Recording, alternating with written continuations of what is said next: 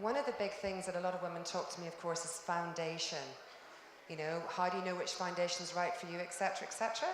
So my big tip is, particularly as we're getting older, you know that expression, less is more? And again, a lot of people say, what does that mean, essentially? It means less thick. Don't go for something that's long-lasting or matte if your skin is oily, or it's drying out, should I say. Only use it if your skin is oily. And unfortunately, as we get older, a lot of our skin tends to dry out a little bit. So what I've done here with Angie is I used, actually, it's from MAC, and again, a lot of people don't go to MAC because they think it's a very young range. That's actually not true. And this is a foundation that you get in Brown Thomas, and it's really light in texture. Another foundation that I really like is YSL, from YSL. It's a new Touche Éclat foundation. So what I did was, and I'll just show you quickly the kind of thing I did.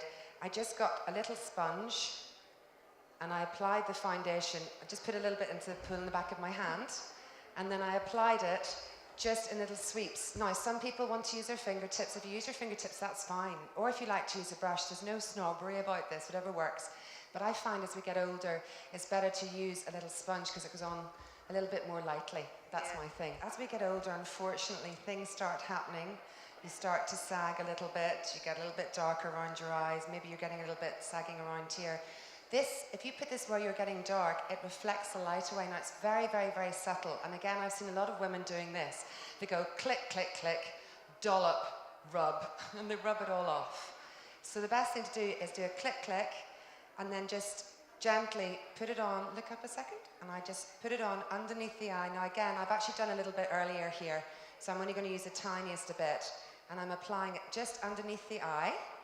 I would tend to put a little bit of concealer on first. A concealer is a huge thing also. Yes. Less about the foundation as you get older, more about the concealer.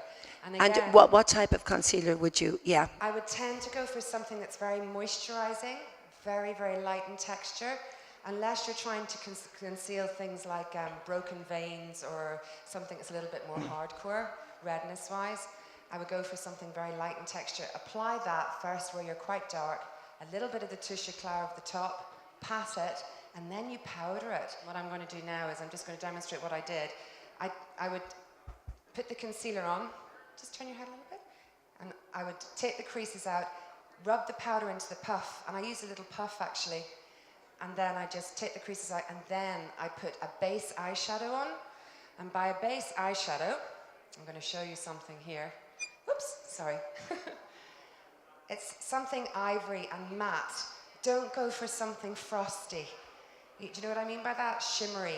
So I used a slightly bigger brush, something like this, and basically patted the eyeshadow all over the lid, right up to the top of the brow, and then applied the eyeshadow over on top. So therefore the eyeshadows moved better, they didn't crease, and the colours are more true. If you're looking for a bronzer, even if you can't get into Bobbi Brown, look for something that's matte. Okay, that's my tip. So again, I'm using quite a nice size brush, not too big. And what I'm doing is I actually did a part of Angie's face already, so she looked a wee bit wonky coming out. Thank you so much. Sam, can you just hold that for me? Colours tend to push things back on your face. So if your forehead is quite high, remember that where you put the brush first is where it's going to go darkest. So start up at your actual hairline, okay? Like this. And it'll actually close your forehead down. Do you see the way I'm washing it just like I do it with a windscreen? I'm going down like this. So I'm just going to go like that towards the inside, little bit on the temples, just to close your face in a little bit. Now, this is the key thing. The contour, the cheekbone, okay? Whatever you do with your cheekbone, you know this notion that you go from the side of your ear to the side of your mouth? This thing? No, okay?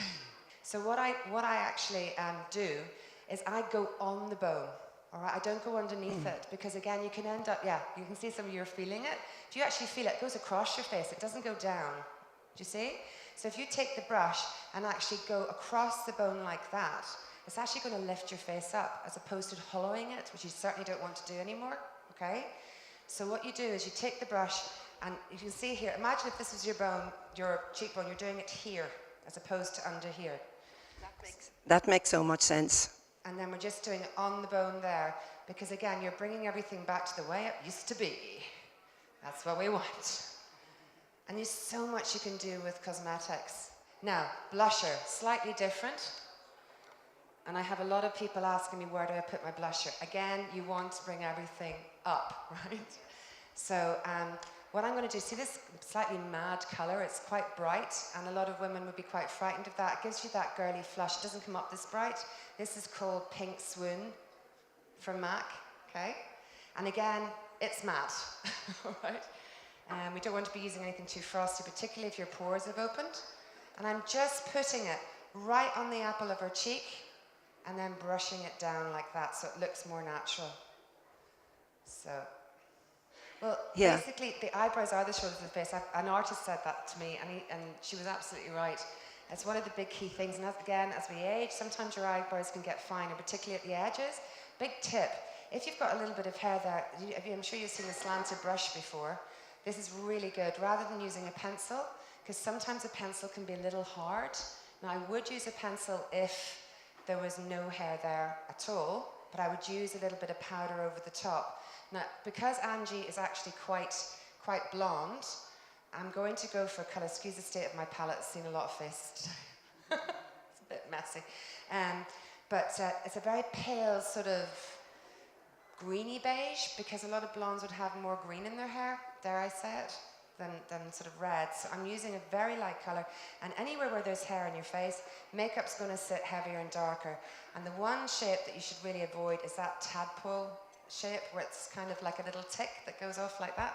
So I'm just going straight up in a line like this, and then down, and instantly her face is going to have more structure, I suppose, is the word I'm looking for. So I'm just doing, I did the other eyebrow earlier. Here's one I did earlier. And then the last thing is mascara. Do not be afraid to use mascara, ladies, okay? Mascara, you know, you want to give your lashes a bit of length. Look up a second. And again, a lot of women are afraid to use mascara. They think it runs. Go for a nice waterproof. And if you are going to do it from the top down. Don't be afraid of using lip gloss. If you're worried about bleeding, just put it in the center of your lip and use a lip liner to stop it from bleeding. If you have serious bleeding problems, go for a matte lipstick and put the gloss in the middle. I use a lip brush because I don't really want to use a lipstick, but again, I wouldn't necessarily always use a lip brush on myself. I would just use it straight from it. So I'm going for a nice soft pink.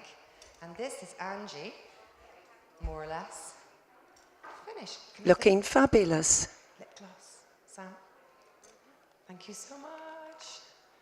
She's so good. My lovely assistant, Samantha. And that's it.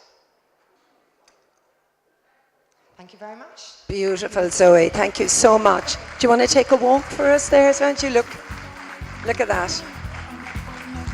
Isn't that beautiful?